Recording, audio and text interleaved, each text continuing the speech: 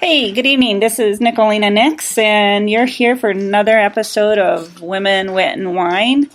Tonight, I have some guests here. I have Angela and Jay to talk about speed dating, pre-dating. Is it pre-dating, speed dating? The topic of the show is called Modern Love, and I got the idea from an article that I read that. And it's called Modern Love. It's we're not dating by our parents' rules anymore, and really what that is it's a bit of that. We don't meet in that traditional sense anymore. We don't meet through friends. We don't meet, we're now dating online, and it's a whole court thing where. We meet online, we court online, we date online, we even break up online. I mean, and there's just nothing good that can possibly even come of it. So I do want to talk about my wine real quick from my wine sponsor. It's called, and I thought it was fitting for the show because it's called Greater Than One. It's a red blend from California, and I think it's fitting because a lot of us are single out there. I myself am single, but we don't even know how to get out there and date anymore, I think. So I'd like to welcome Angela. Hello. And Jay. Hello. Who are both here to join me from pre-dating, speed dating. I even got a coupon from them, and who knows, I might. You never know. I might get lucky. So welcome, guys. So tell me a little bit about. Well, thank you first of all for having us.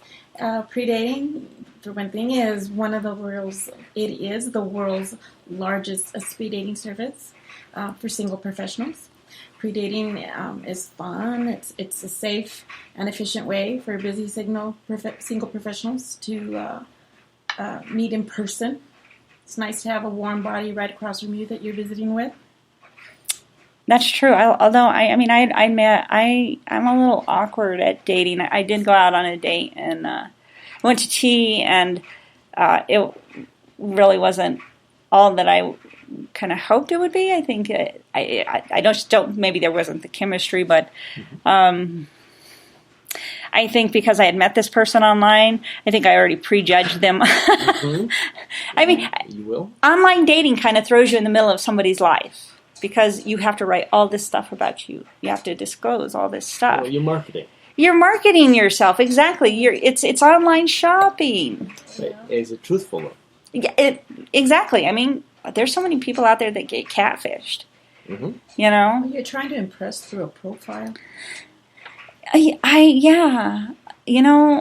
going to draw an impression in your mind about what you think that person is going to be like, right? And then you're going to compare that when you meet. And I work with a global company that we have meetings online, and I can work with a person online for years without actually ever meeting them. And when we get the chance to travel and actually finally meet them, they don't look anything or act anything like even after working with them. What you think? That impression you draw. And so the same thing's going to happen with online dating.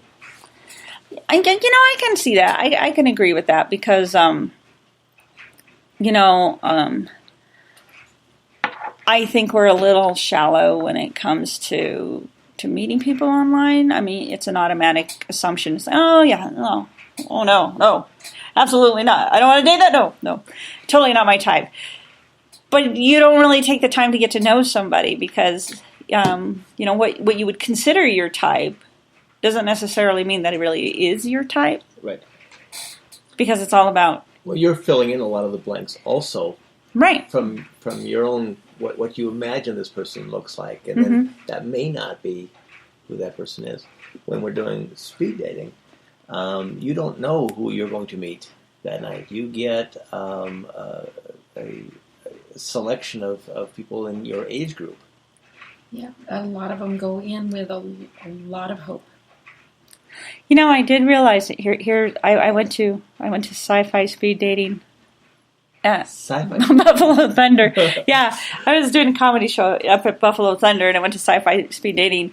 Although I did realize after I got out of speed dating and I took a selfie of myself that you should never wear a shirt that says emotionally unavailable to speed dating. It's almost like a billboard. And and of course the age group was totally not my age at all.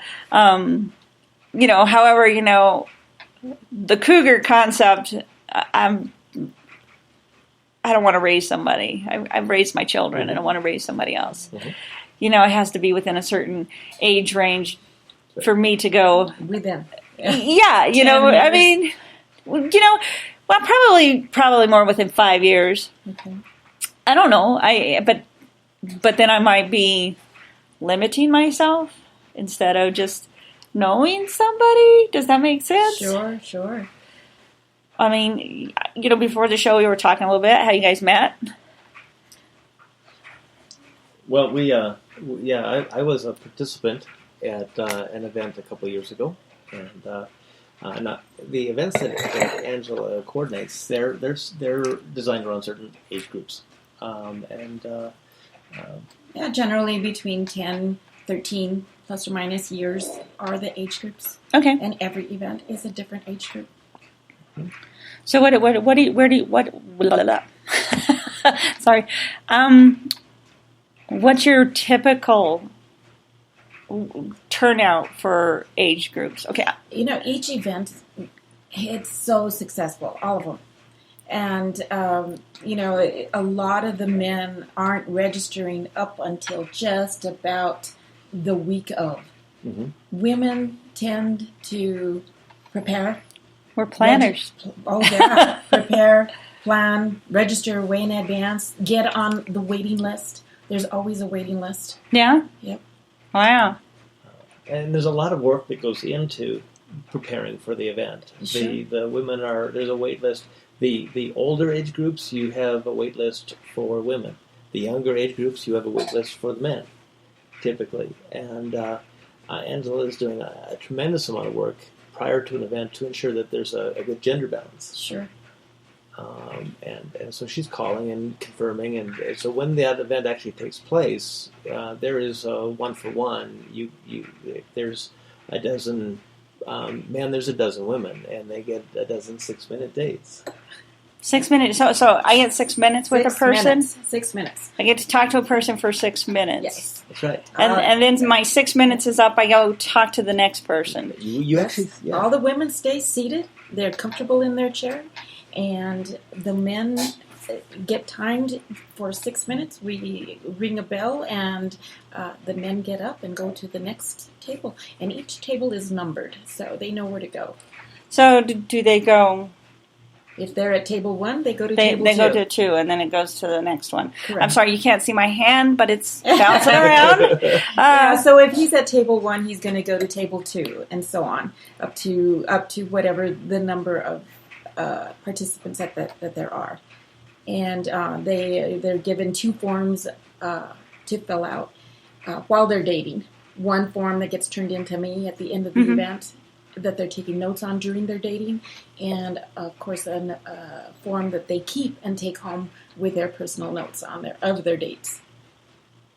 Now, do you so you could walk me through this here.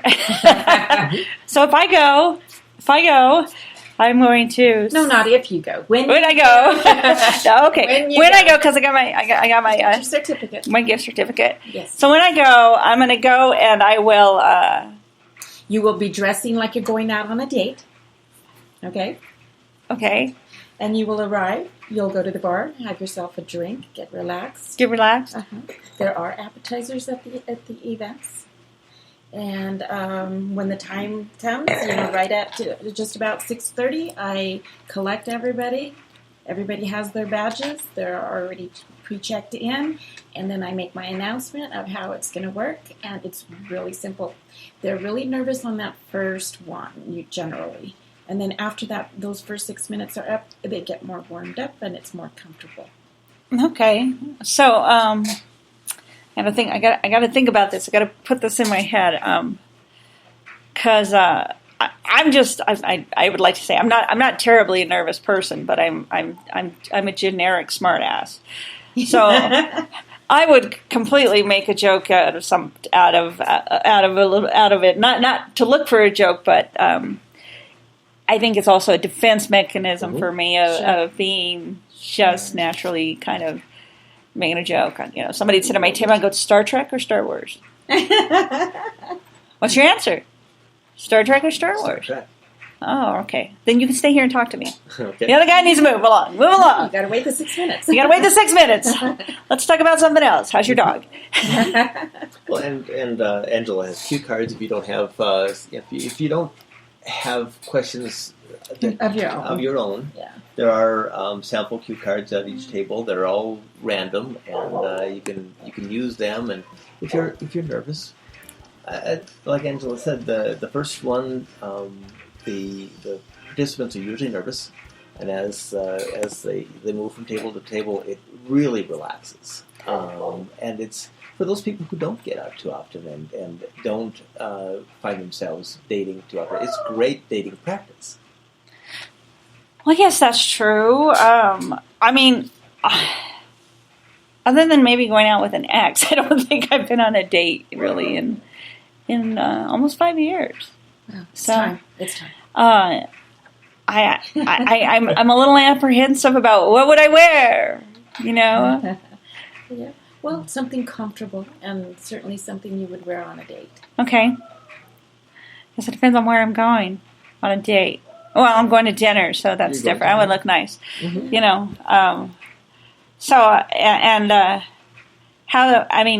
Do you have people that come back and say, "Oh, I met this person. It was just I have perfect." many success stories. My last success story, they met, I was having an event on the west side, and they hit it off immediately. They said yes to each other on their forms that they turned into me, and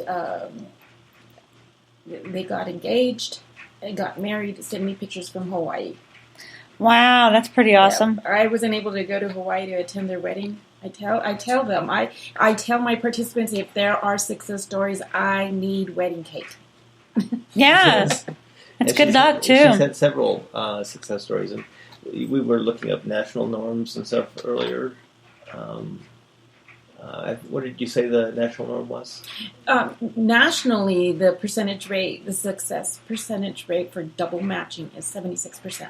Here in Albuquerque, I get surrounding cities that come to my events from all around, and the last one was 87%. The one before that was 100% double matches. Everybody double matched with someone. And what that means is that you chose a person who also chose you. And so at the end of the evening, Angela goes back to her office and she scores the event. She puts all of the people's answers. Yes, each person on their form Sure. selects. I have a program that I use. It's fantastic, and it helps me so much in matching everybody and getting my scores out. And I distribute that information back to them via email immediately as soon as I'm done. It takes me a couple of hours. Generally, the event coordinators, say they're going to do it within 24 to 48 hours. I do it right away.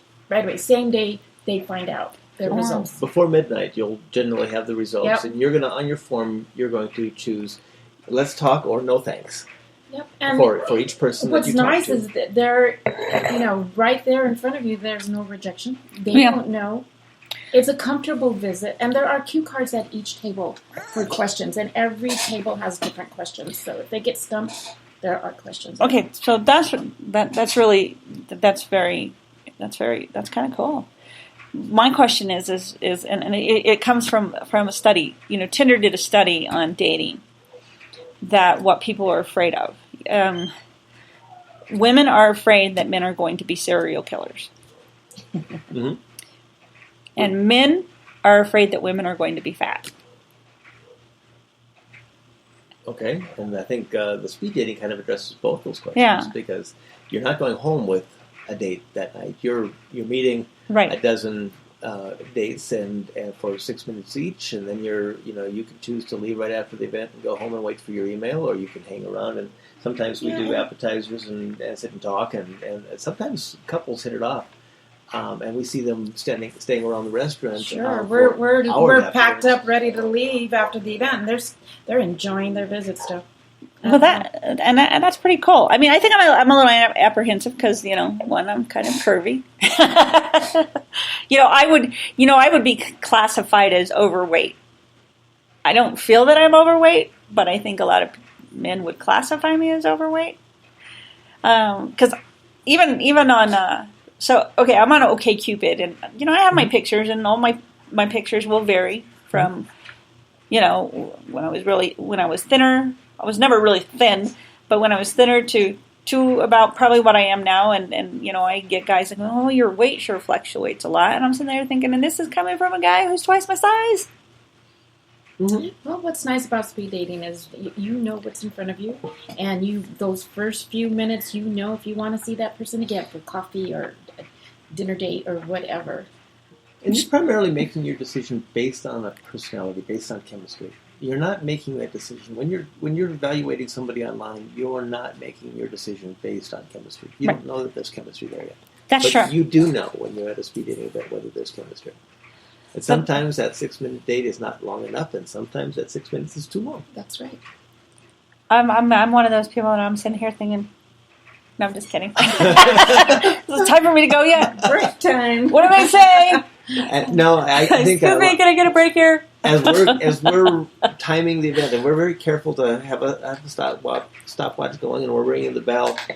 That bell rings, and you hear this. Oh, Really? Was it 6 minutes? Already? Is it already? and that's why the pre-date is an introductory date. It's not a date. Yeah. It's a pre-date. Yeah. And they get that 6 minutes, and then afterwards, if they want to hang around, they can. Because sometimes whether that person's going to circle yes or no. Mm-hmm. That chemistry is there, and sometimes you don't know. And there are people. There's a lot of them that aren't sure. They're not. Oh, I don't know. And I tell them if they're on the fence about someone, just go ahead and circle yes, and you'll know more on that second date. So then, what happens if I circle yes and somebody circle yes? Mm-hmm. So do I get their contact information? That's considered a double match, and you will receive that information, his email. Yeah. And he will receive your email, and that's the contact information. There's no phone numbers given out or anything else other than that. So somebody's going to contact the other. And I encourage everyone to, respond to, mm-hmm. at least reply to everybody's right. emails and take it from there. Go for, if you weren't too sure, I don't know how far you want to take it initially, either just coffee or dinner, movie, whatever. They may have even special interests like biking. We like to do our events on Thursday nights because then that leaves you open on the weekend to arrange something and follow up. And we find that a lot of our matches. They set up dates for that Friday, following Saturday day, because they're getting their results that night. So, and I encourage the guys to follow. Go ahead and contact your double dates, your double matches. Your double matches, and set up something right away. Friday night, Saturday, do something Sunday evening. You don't say, you better hurry up and contact them because you never know. There's another double match that might be ahead of you. there might be, and there are people that attend the events where they are selected by almost everybody there. Sure. There are some very nice single people attending the events. Now, have you had situations where it's been just a disaster? I haven't. You mean a disaster as in what? I don't know. Maybe they're a stalker. I haven't had one of those. No, I haven't had. It's very serious. It's a public. We do these at public venues. We do them at restaurants in the Albuquerque area, and they're well-established restaurants, and they. The people that are attending the events know that it's for professionals. Mm-hmm. professional business people, and we get a great clientele. Great. Mm-hmm. And you're going home. You don't know yes or no whether anybody's chosen you or Right. not. So and if you said no to everybody on the list, you're not going to. Your information is not going to that person. So you'll receive no follow up from them, and then you move on. We have a lot of people who are so happy with their experience that they want to come back and do it again. Sure. And- Yes, and they're so. They really want to find a significant other. There are people that go into speed dating because they just want to find a really good friend. Right. And then there's the ones that want marriage. They want more. So, and those people, each category requires certain questions that they ask during their date. Don't be asking questions. If you're not marriage material, don't ask married material questions. Okay. I don't know that I'm not marriage material. Well, but if that's your goal, if your goal is marriage, then you ask those questions. I don't know. For me, my goal is one day at a time. There you go. Sing it, girl. I mean, I make no promises. I make no guarantees, but I'll always be honest. Mm-hmm. So, yeah. So I that's just kind of like I kind of think about this whole speed dating thing, and I've seen the one that's called It's Just Lunch. Mm-hmm. Is that different? Those are arranged dates. You're paying somebody. You're paying somebody. A very large fee to actually take your profile and match it up against somebody else's profile. So what you're doing, instead of going online to an online dating place and registering yourself and then choosing somebody you want to meet, you're paying somebody else to arrange a meeting for you. So you don't know that they're necessarily going to evaluate the candidates that they have to meet what you're looking for or not, but you are getting an arranged date. Okay. I mean, I did an eHarmony once for a very short time. Uh-huh. And I just kind of found that the people that it matched me up with were people that I would just... Probably not. Yeah, but exactly. It's kind of like, these are not really people that I would really be interested in, so... Exactly. I'm not really sure, and... It's what they had to work with. And the one person that I met ended up being, wanted to drink. It's like, no, I'm not going to have another drink and drive home. Sorry, guy. Sure. I mean, I'm not crazy, but if you feel free.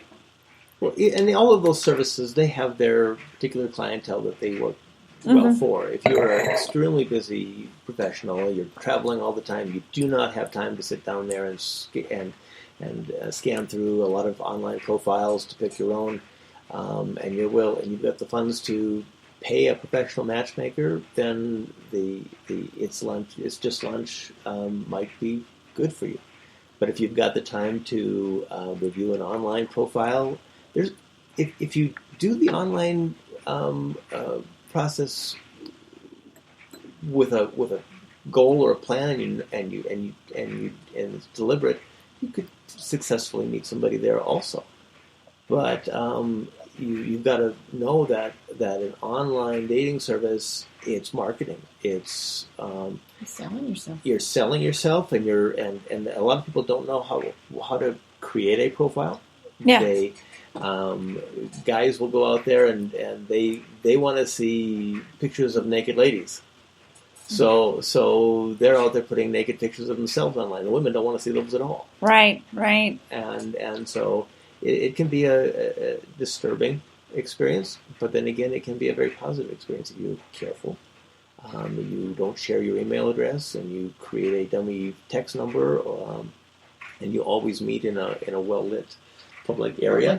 But all of that, those aren't things you have to even think about when you're doing speed dating, because the venue's already been well screened, and we've been there many, many times in the past. And it's very well organized. It's not chaotic. It's timed. It's scheduled. It's pretty organized. So how long is it, like, in total? Speed dating. The entire event? Yeah. Depending on the number of participants, generally an hour. Can be 2 hours if it's a large event. So they're 6-minute dates, Yeah. dozen. And you said your age range is within 10 to 13 years? 13 years. Sometimes I'll create an event targeting 20s and 30s, that whole entire group. Right.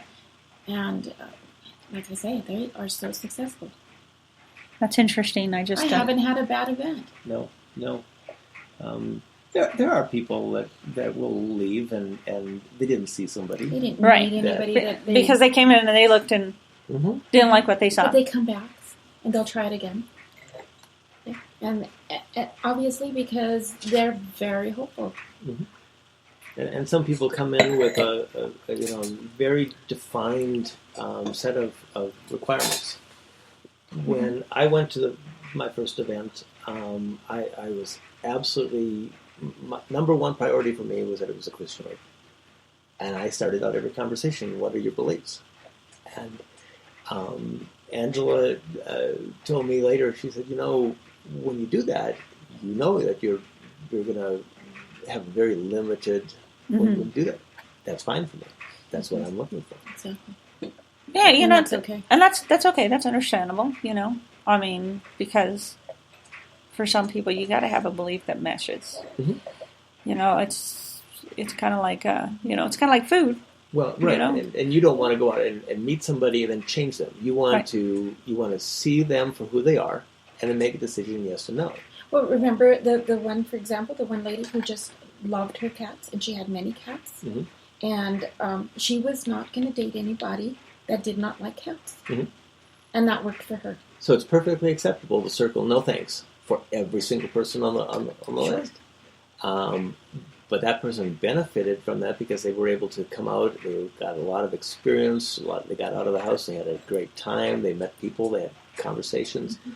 They probably came back and found somebody the next time. I mean, I kind of think like, a lot of the times we don't really know what we want in a partner. That's true. But sometimes, but then maybe meeting people, then you realize what you do want, and then what you really don't want. Yeah, you can say, hey, I can like this. Right. I mean, I spent 10 years in a relationship, and a lot of it was, for him, it was much more money-based because his money was much more important than the relationship, and that would be not what I would want in a partner, somebody who is a miser. I'm not looking for somebody who wants to blow a lot of money, but I would want somebody that isn't stingy with money, because most of our dates, and that probably should have been a red flag, involved a coupon. Which I really didn't have a problem with it. However, it became a problem when there was something that wasn't in this book, in the coupon book, that I wanted. But it always reverted back to, well, why don't you look at the coupon book and see if there's anything like that? It's like, don't you think I already did? And you're only going to discover what it is you're looking for after you've put yourself out there and you've done some experimenting. And whether you get that experience from online dating, I personally did a lot of online dating before I tried speed dating. And I know, having seen those advertisements for the event before I ever tried it out, probably 6 months or so in advance of it, I thought I could never do that. I felt I would be judged by a dozen women.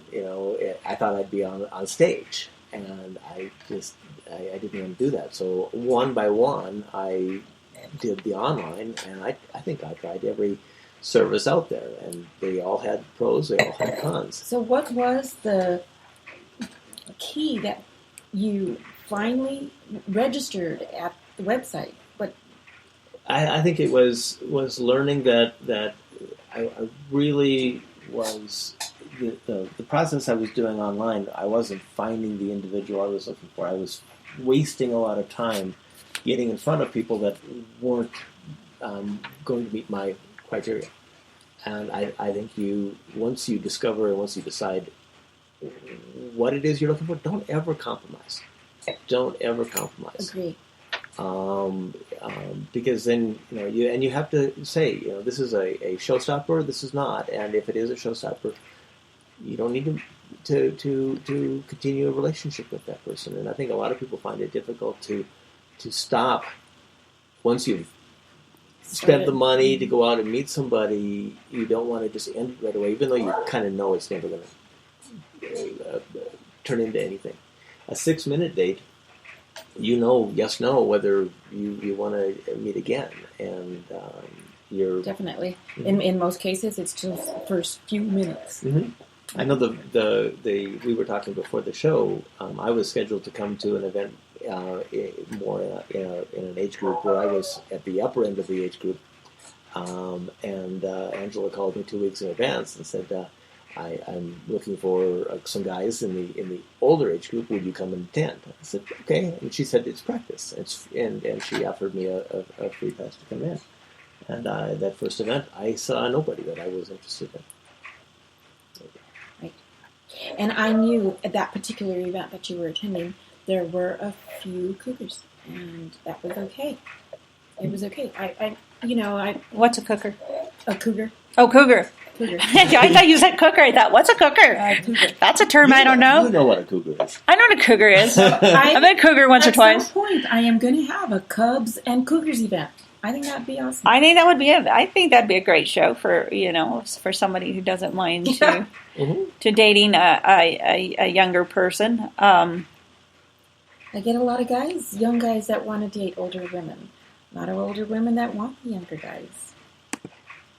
I can see that because I think that in some instances, for example, the partner I was with for 10 years is, he was 13 years older than me, and I've always dated older men. But I also now look at it that older person thinks it's his time just to kind of roll over and die, and I'm like, what do you? Because I'm 51, so so I'm not ready to say I've got one foot in the grave and the other one on a banana peel, and you don't have to. You don't even at that age, I don't know that I'm going to be in that spot because that's just not my personality. Sure. And meeting several people, you tend to find somebody close in that area where you want to be. I would look for somebody who is a little not, a little adventurous and wants to live their life and not wait for the rainy day, because that rainy day could be years out and you could be long gone by then. That person that wants that rainy day may find another girl or guy, a partner that wants the same thing. And I agree with that. I think my biggest problem was that I wanted to live my life today and not wait for the rainy day. Great. I think it's great you're investing for a future, but at the end of the day, I kind of want to live my life now. I kind of want to do things now before I'm too old to do that. It's good to enjoy life today. Yeah.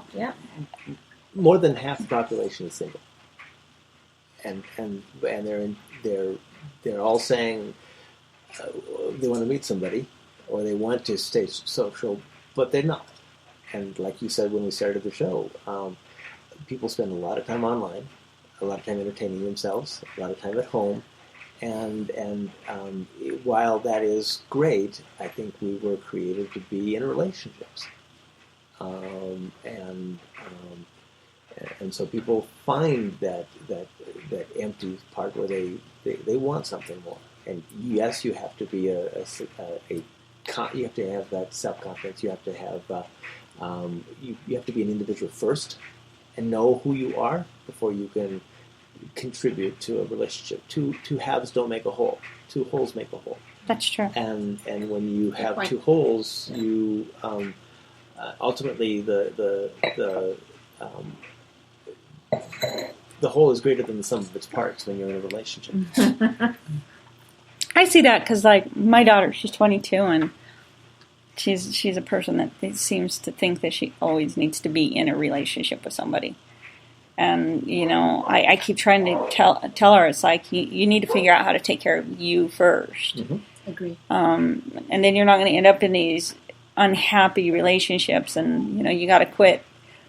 I kind of tell her, you got to quit dating little boys, because it's what you're dating. That's what you're dating, little boys.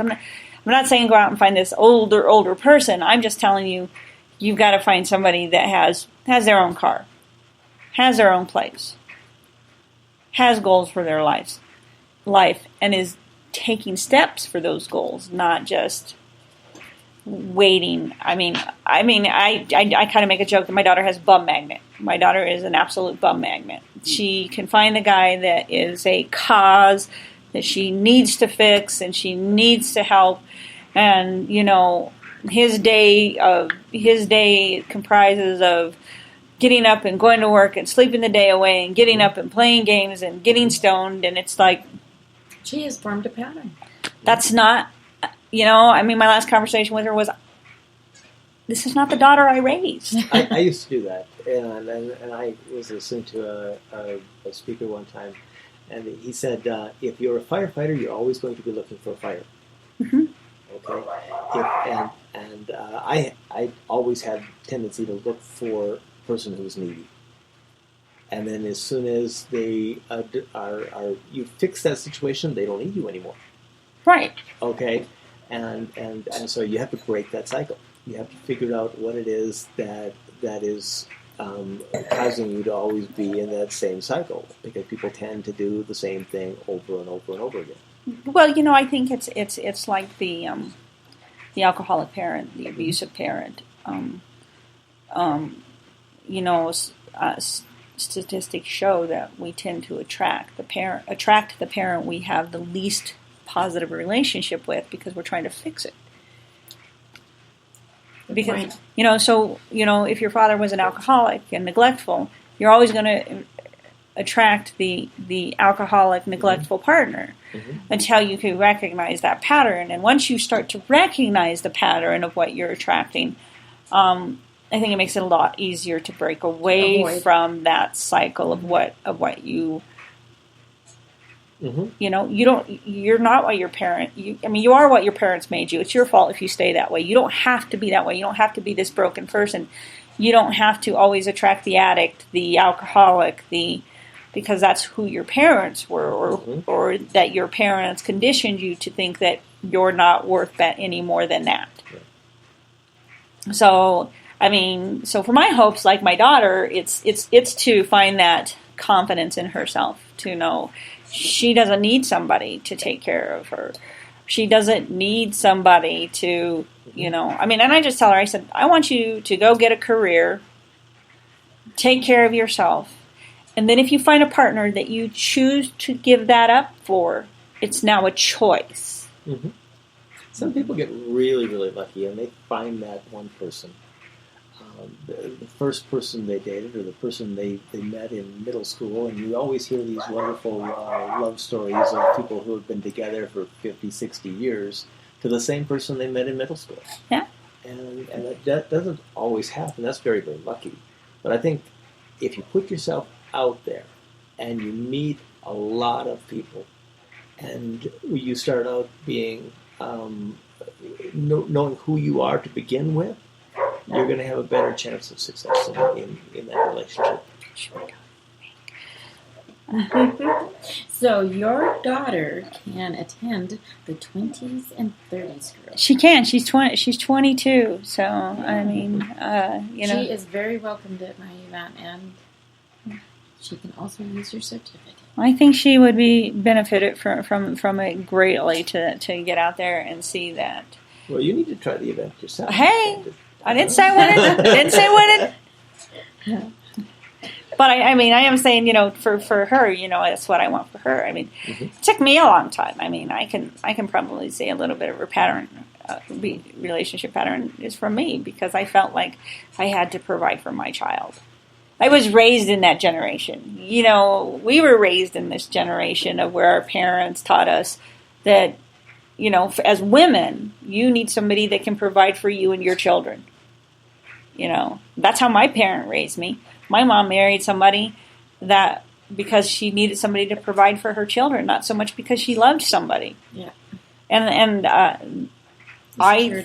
think I kind of developed part of that. My 10-year relationship was based on that security. I was looking for the security for my daughter. I had just come out of I had cancer. I had thyroid cancer, and so I was looking for somebody to take care of me a little bit, and and I got it, but not in the ways that I needed. Mm-hmm. So, but and then I did find a relationship. I fell madly in love, and he was a little bit more broken than he presented, and broke up with me. And within a month, he was dating somebody, and a year later, married her, Mm-hmm. and is unhappy.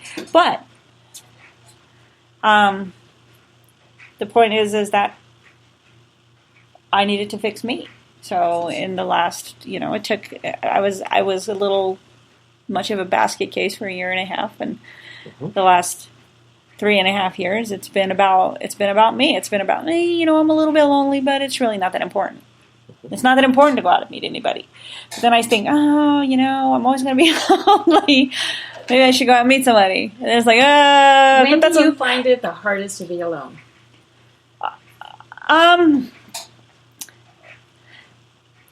I don't know anymore. I mean, I think when I feel like I want companionship, even if it's just a friend, like my friends, and I call my friends and then they don't answer or something, that's when I find it hard to be alone. That's when I feel like I'm rejected. I'm, their lives don't include me.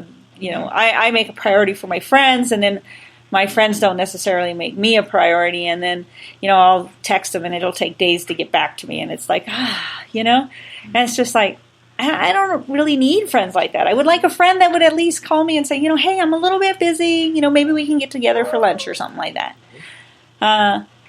And the friends that I have, that my close friends are already in relationships, I don't want to also feel like the third wheel.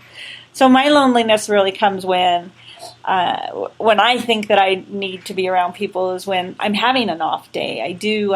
For me, I suffer from clinical depression, and there's days the switch flips on, and no matter what I do to try to bring myself out of it, I'm there. I'm in the moment, and I can't get out of the moment. But I know that switch is going to flip again. It'll change, and I'll be okay. Mm-hmm. But it's really when that switch that morning flips, and then it's like that whole day. It's just like. And then I'm like reaching out, and I don't really want to come out and say, hey, I'm really depressed today. Can you come be my friend? I want to say, hey, what's going on? You want to go do something? Because I don't really want to come out and say, I'm having an emotionally unstable day. Can you call me? I'd rather just say, hey, what are you doing? And hope that they're available to come hang out, go have, dinner, go have coffee, go have a drink. I had a friend that was like that we could go that, but now she lives out of town. So, I don't have that option anymore. But then I also have my friends that are married, and, they're married. It's uncomfortable. I like hanging out with them, but I don't always want to hang out with you and your husband, you and your boyfriend. I kind of would like some friendship time that maybe I might just kind of whine and moan a little bit, about how pathetic my life kind of seems some days. It's not, but then I like later. Then when that switch flips back and I'm back in the thing, it's like I'm laying in my bed thinking, God, it's so nice. I don't have to share this bed with you. Move over, dog. That kind of thing. And, and I don't have to worry about coming home and making dinner for somebody. So, there's positives to being single, but then there's negatives to being single of now I come home and my daughter, although she kind of lives here, she kind of stays with some guy that she's dating right now. And I come home to an empty house, and I do have animals, but I come home to an empty house, and some days that would be nice not to have to come home to an empty house. Mm-hmm. And that'll come. It'll come. Mm-hmm. I'm not in a hurry for it. Well, and I think when you do, when you're out there meeting people, you take time. You take a lot of time, and don't just jump into something. To ensure that you have a successful relationship, you want to take a lot of time to really get to know the person. I heard something about if I can remember now that euphoria that exhilaration you feel when you first meet somebody. It's like that drug you have when you're at the hospital. They tell you, while you're under this anesthesia, don't sign anything,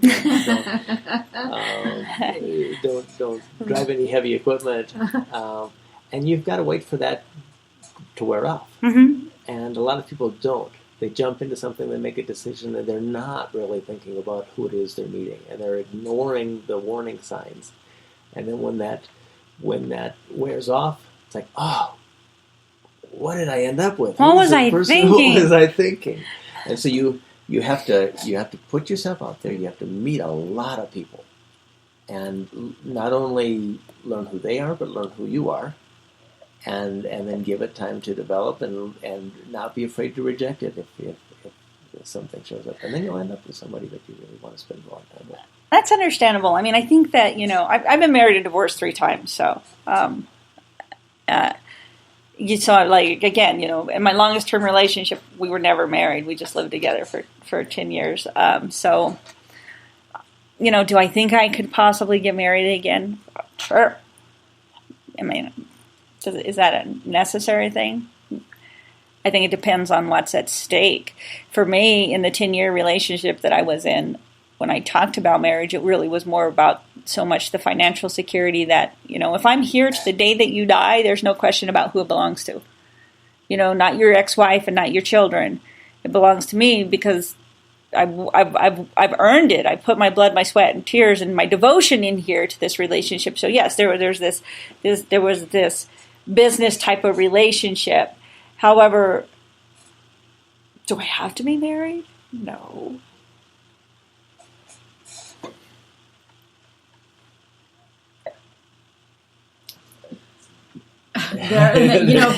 Participants come into the events with the thought of finding a marriage partner. Not everybody. And then there are the ones that come in that just want a friend. Yeah. They want someone to have dinner with, once or twice a week.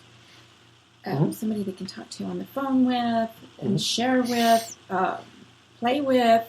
They may be involved in sports or whatever their hobbies are. Somebody they can share with. Marriage is a commitment. It is a commitment. I mean, it is a commitment. I mean, when I married my daughter's father, my ex-husband, I plan on being married for the rest of my life. But so when you went into it, you were into it. I was into it. I was in love with him, and I was into it. And the reason it ended is that he had a girlfriend and wrote a letter that I was a mistake, and it was the mistake. Ouch! It was the mistake that ended our marriage, not the girlfriend. The mistake. You started out. You said here during this show that the way we meet, the way we interact, we're very technological these days. We're spending a lot of time in front of our computers. But if you go out to a restaurant and you look around, you'll see people get together with friends, but they're still all have their phones in their hands.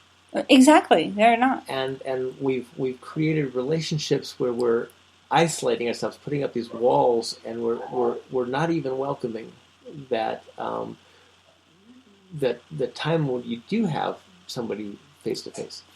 But ultimately, we've got opportunities, ways of meeting people, but ultimately it comes down to maintaining a relationship and putting that phone down. It does. It takes work. Work. Relationships takes work. It takes both parties. It takes work. It takes attention. So it hasn't changed. The way you create a relationship, the way you maintain a relationship, that hasn't changed. Technology has put up barriers. They put up walls, and you have to learn to take those barriers down if you're going to have a successful relationship. All that has changed is the way we meet. People they prefer not to meet in the bars.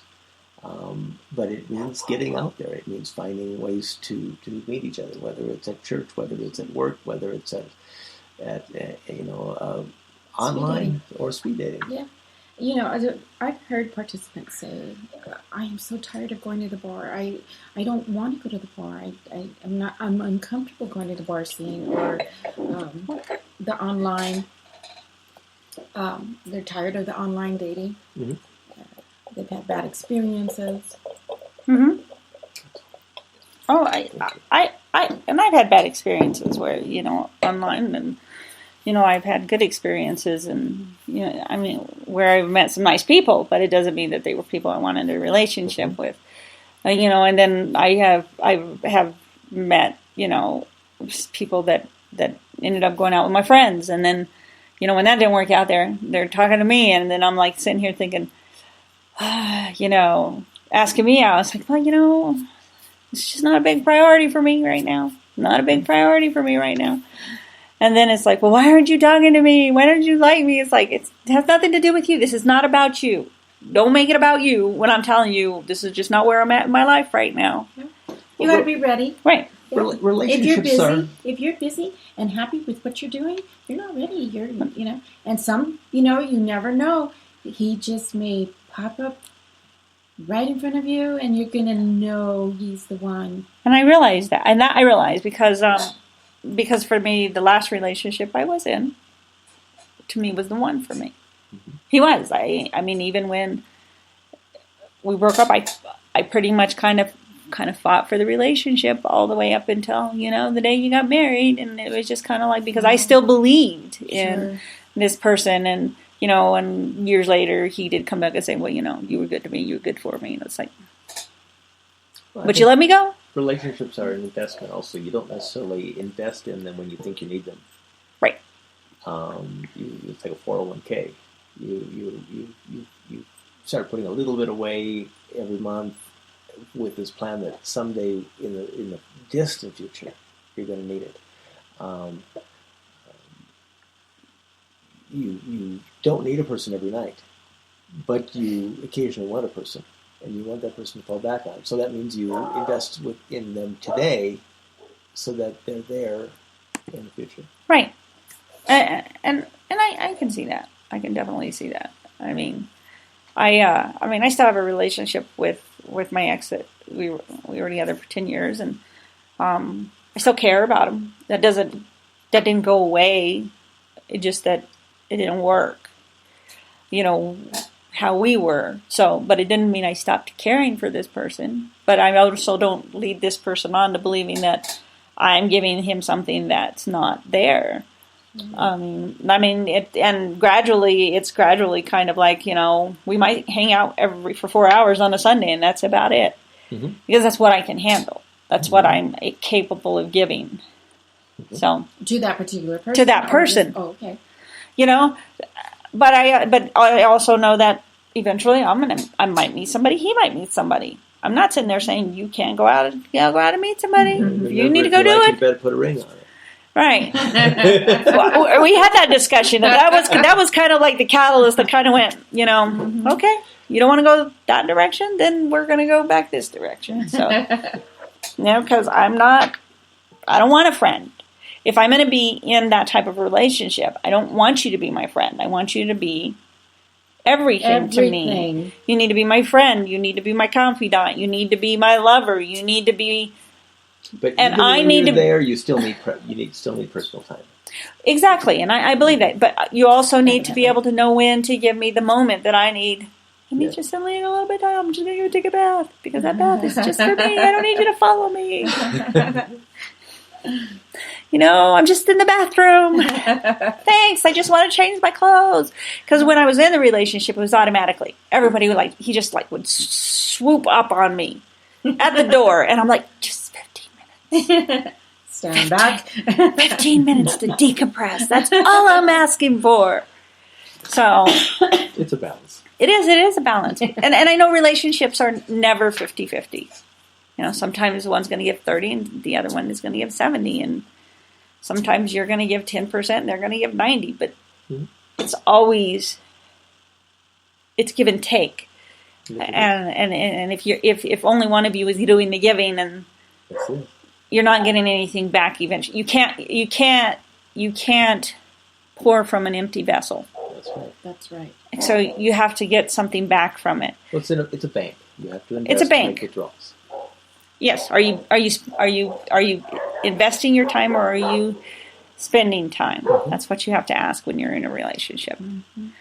So that is that for me, at least. It's the same formula that we've always had. It really isn't anything new. All that speed dating is it's created. It's a new way to get out there that is really not as scary as people think it is, and it's an alternative to the online that I think everybody's tried at this point. I'm probably more willing to do a speed dating kind of thing than I would a. Online. I mean, because I'm doing the online thing, and I just don't get. You know.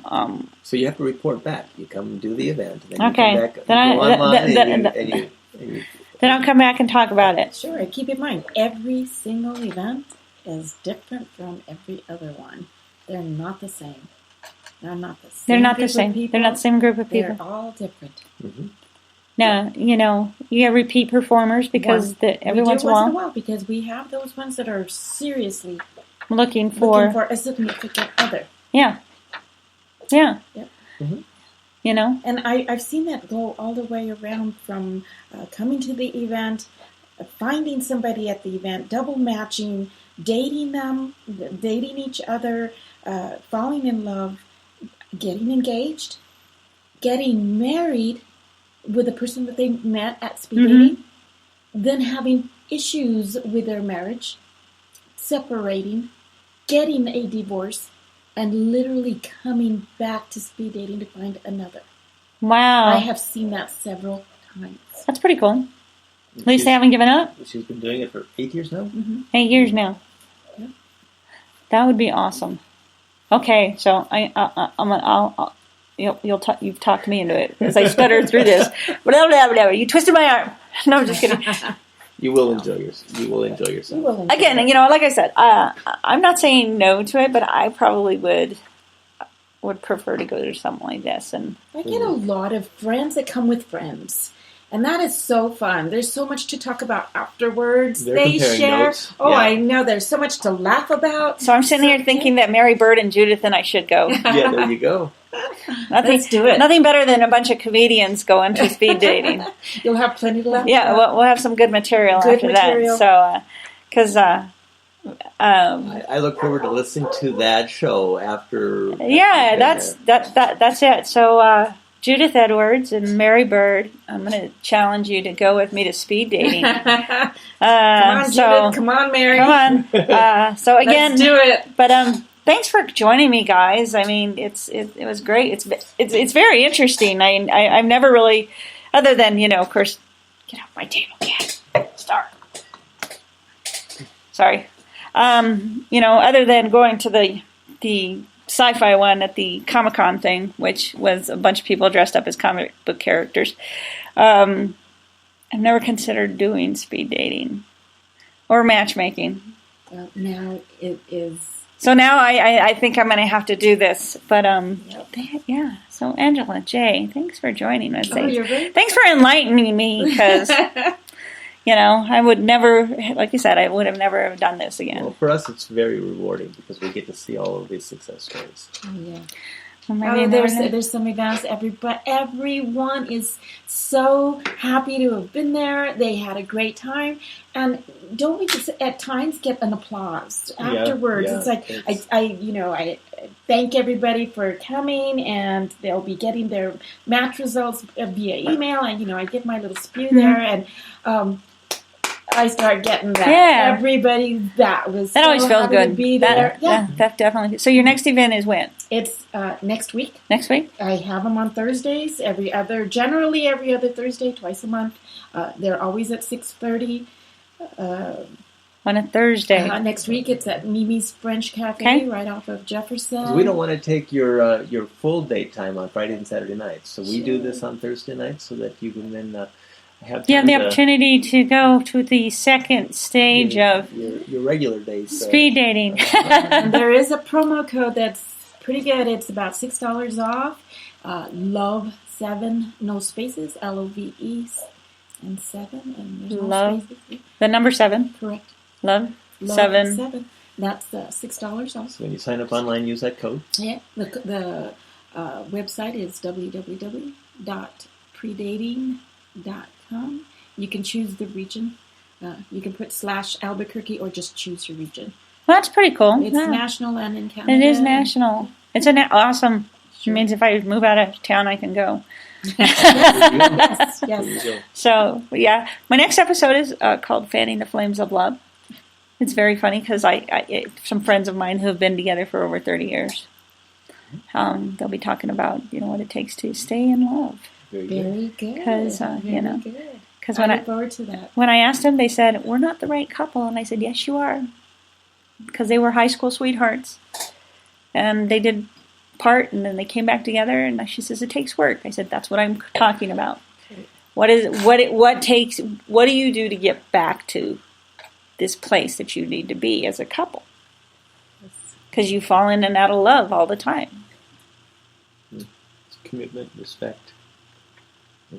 And communication. That'll be a good show. That'll be a good show. So that's my show next week. So, but again, I want to say thank you, Angela and Jay. You're welcome. This was and a pretty thank you for exciting having show. us. Thanks for joining us. This is Nicolina Nix, and this is Women, Wit, and Wine, and I hope you have a great night.